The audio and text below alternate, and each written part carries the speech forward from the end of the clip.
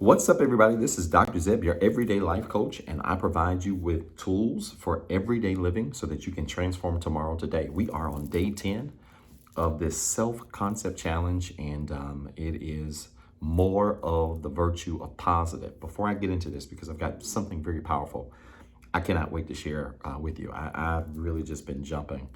Couldn't wait to record this one. Before I get into that, make sure you like this video. If you haven't liked this video, I want you to like this video, subscribe to our channel if you really enjoy the content. Liking the video does something to the algorithms to ensure that more people can view this content. We want as many people to be impacted by this content as we possibly can. We don't have a large following yet. It's okay. But I want to make sure that we do everything that we can to get this information in the hands of as many people as we can. So please like the video, share the video. I would greatly appreciate that. Now, day 10 of this 28-day self-concept, more positive. I was looking at my journal, and you all know that as I record these videos, especially if I'm in this location, I'll set my journal out in front of me. But I was reading this, and I caught something that really blessed me again. I recorded a note here that says this: to remain positive. This was on day 2 of my working on the virtue of positive. To remain positive, focus on progress, not perfection. This will teach me how to be gentle on myself first so I can be gentle to others.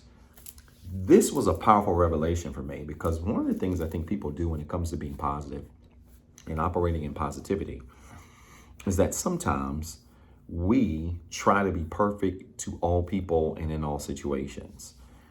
And not only do we try to be perfect to all people and in all situations, we unfortunately expect that same level of perfection from others, right? And so then when people are not perfect towards us, when people do not meet our expectations, when people fail us, and all of those things quite naturally will happen.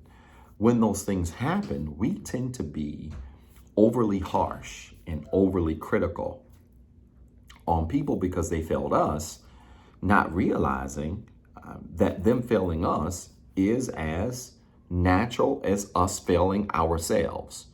And so we are able to be more gentle on people when we are first able to be more positive and gentle on ourselves. I've discovered this, and I'm telling you something that I know for a fact. Show me someone who is overly harsh and overly critical on others, and I will show you someone who struggles with being positive with themselves. Don't you ever forget that. If you ever find yourself in a position where you are being overly critical to other people, overly critical on other people, overly harsh on other people, you are probably going through a moment, a season of your life where you are also struggling to find positive aspects about you or your life that you're satisfied with. And the fix is easy. We fix this by learning how to be gentle on ourselves. This connection between positivity and gentleness is powerful because it's almost impossible not to be positive without being gentle. And it's almost impossible not to be gentle without being positive. And so when we really embrace being positive, we also embrace positioning ourselves to be easier on ourselves.